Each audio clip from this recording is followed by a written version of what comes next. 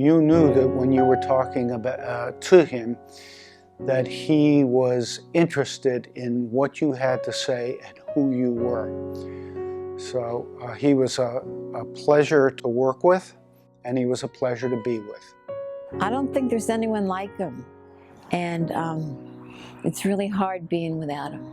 But he wants me to be strong and happy, and so I'm working on that for myself right now. And I talk to him every day.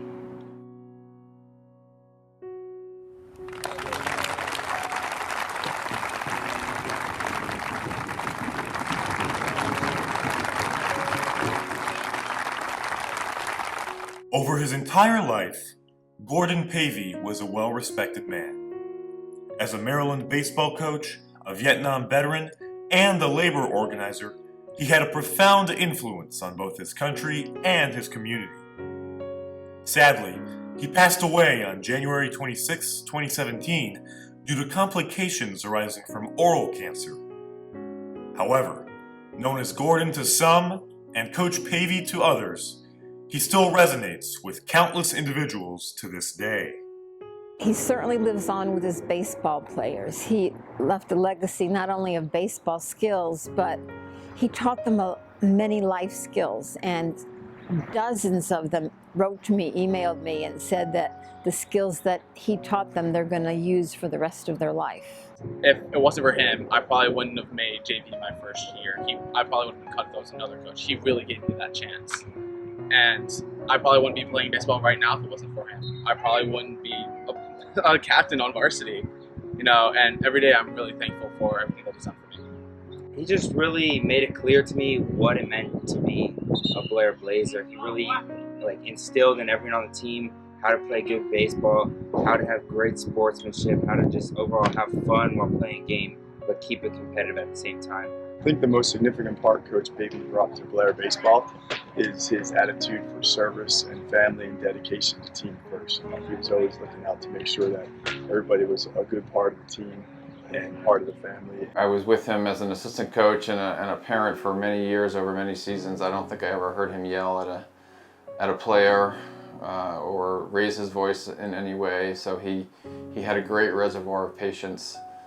He also, at the same time, had very high expectations for his team. It doesn't matter how old they were or what league they were playing in, the level of competition. He expected them to play well and to get better, and they all did, and they responded to him. He would take his baseball team every Memorial Day down to Washington, D.C. to wash the Vietnam's Veteran Memorial Wall with mops and buckets, and they would go at 6:30 in the morning. And he did that for years, and I think that really affected the people. He was a true professional. He was a great human being. He made everybody around him a better person. The labor movement is extremely complicated. A lot of different unions, many relationships between the unions, many relationships between unions and employers, some of which cross, that are in common. And Gordon had an encyclopedic knowledge because of all of his years of study in the labor movement of those relationships. And he could call upon his knowledge and was able to distill it. One thing I remember about Coach Paved is that he was always at the field, no matter what he would be going on with. He'd always have a new car. He'd always be ready to play.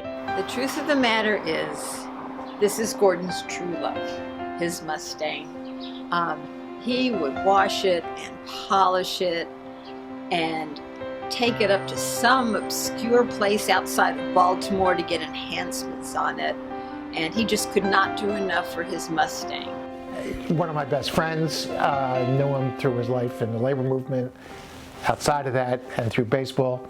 I also played one season with him in the Ponce de Leon League. That's the old fart league, people over 50. From a community aspect, he's irreplaceable. He did more in decades for youth baseball in this area than any person I think that you could compare or think of. Though cancer took its toll on Paved, he combated it with unyielding resilience, and he fought to maintain his daily life. Gordon was an honorable, even-tempered, principled,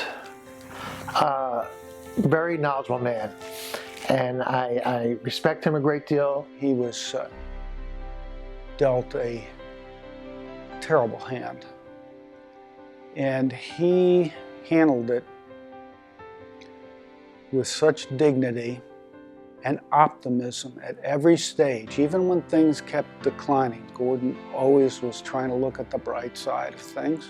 What he did, every community has to have somebody doing that kind of stuff, or things don't happen, you know, and it doesn't mean bad things happen. It just means maybe less good things happen. This was created by the AFL-CIO Collective Bargaining Department. He was the director when he retired. They made this into a baseball card, and everybody signed it and talked about what a great guy he is. Just a lovely, wonderful man. Had a great impact on my children and on me, and I miss him very much.